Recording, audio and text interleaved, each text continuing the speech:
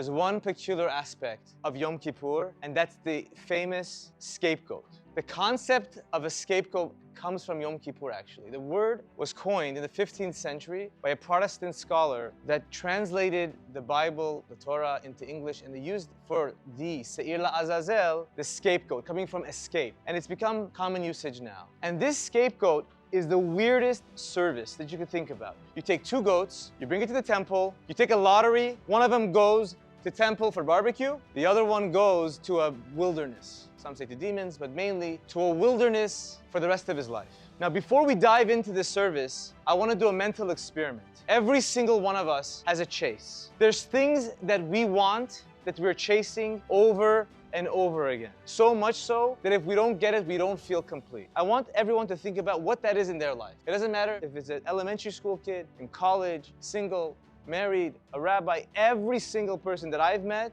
has a chase. If you don't have a chase, you're dead. You're not living for anything. And it's not a bad thing. But what is that chase? This is a time for introspection. What are we chasing? Each one of us have our own thing. Have that in your mind and hold on to it. Back to the scapegoat. Azazel, Seir Azazel. What's peculiar about this is that not only is it just two random goats, the Mishnah Yoma tells us it has to be two exactly similar goats. Mishnah says, Shnei Seirei Yom Kippurim, mitzvatam shiyu shnehem shavin b'mar'eh, they should be equal in looks, b'koma, so obviously Josh and I wouldn't work, ubedamim, the value, v'lkechatam ke'echad, they should be exactly the same. So Rav Shimshon Raphael Hirsch says, a powerful message here, that we each have two potentials in life. We have our strengths, and we could use them for holiness, for kedusha, for Beit HaMikdash, or we could use it for going in the wilderness. What's the desert? What's the wilderness? What's this Azazel? What happens in a wilderness? Think about it. You're completely at the mercy of your environment. Whatever happens around is what affects you. Whatever happens, you don't have control of your environment. The weather, what animals come, what animals go. You're at the whims of your environment. And when we look at the modern day, how many different wildernesses we have. How many things we don't have control over, and we almost step into it. Find me one social media platform that does not control your feed. We come and step into the wilderness of the social media, and the algorithm just hits you back, on and on again. And you get stuck in it as if you're in the wilderness. You're just floating around. And society tells us what to want and what to desire, whether it's through billboards or through the ads. Even if you just have WhatsApp, the groups, they just keep sending you stuff. This guy is so happy at the vacation, and we just want more and more, and we get stuck in this wilderness. And so this brings us to a place where our attention keeps getting smaller and smaller. A study was done that the average attention span in the 90s was 2.5 minutes. Right now, our attention spans on average have gone down to 12 seconds. If I can't grab your attention in 15 seconds, you're done. Imagine what the teachers have to deal with. It's an ADHD generation. We all know what ADHD stands for. Attention Deficit. Hey, donut!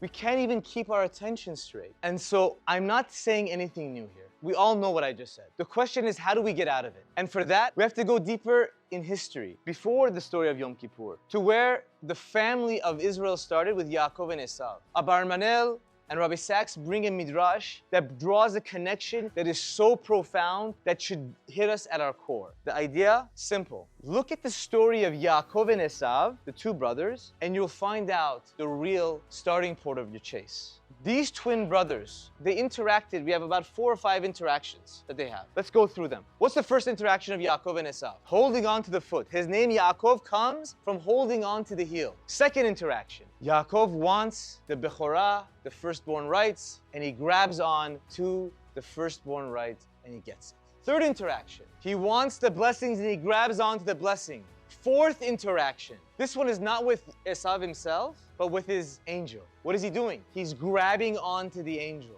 What does the angel say? Why are you holding on to me? Just give me your blessing, Yaakov says. Yaakov is not letting him, and the angel punches him in the hip. Let go of me. And he says, no, give me another bracha. I want to grab another bracha. Do you guys see the pattern? Do you see the pattern? Do you guys see the pattern?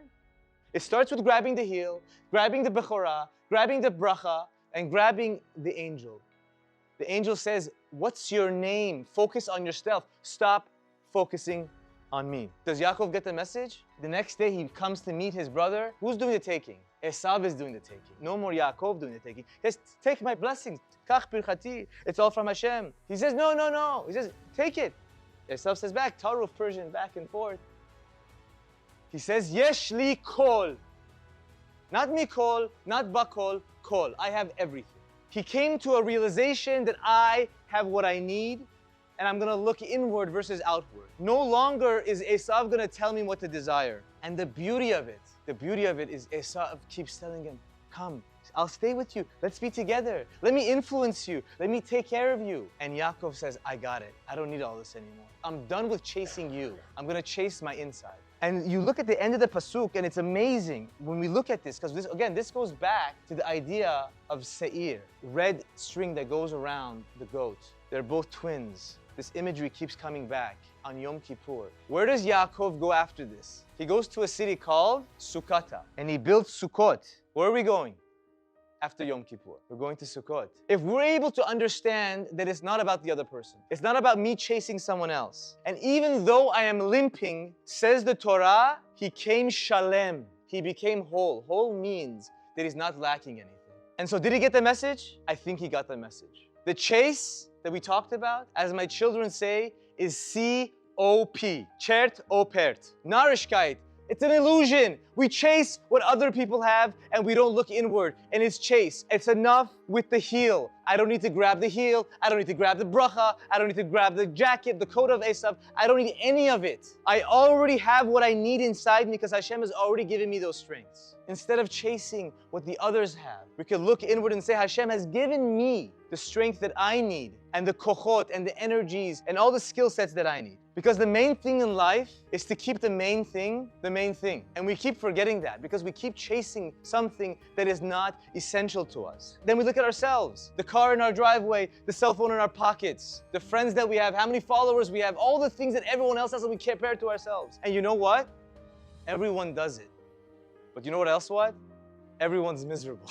Because we keep wanting something that is not destined for us like Yaakov was doing. And again, Yaakov is on a very, very high level, but you can't dismiss, this is what the story is trying to tell us. We each have our own individual strengths. Going back to the story, the strengths that Hashem gave us, the height, the value of the goat, it's two equal things right up before us. And the choice we have on Yom Kippur is to ask ourselves, what is it that we want? Because that's the beginning of the year. We're asking, what do we want? And we get to choose that. Do we want a life of wilderness where the world tells us what to want, how to behave? The weather comes, goes, we have no control of the environment, and we just let the world decide for us, the algorithms of the world to decide for us? Or do we decide what we want and how we're going to use our strengths for those blessings? So B'ezrat Hashem, we're able to stop and ask this question because Azazel, Az is the word of strength.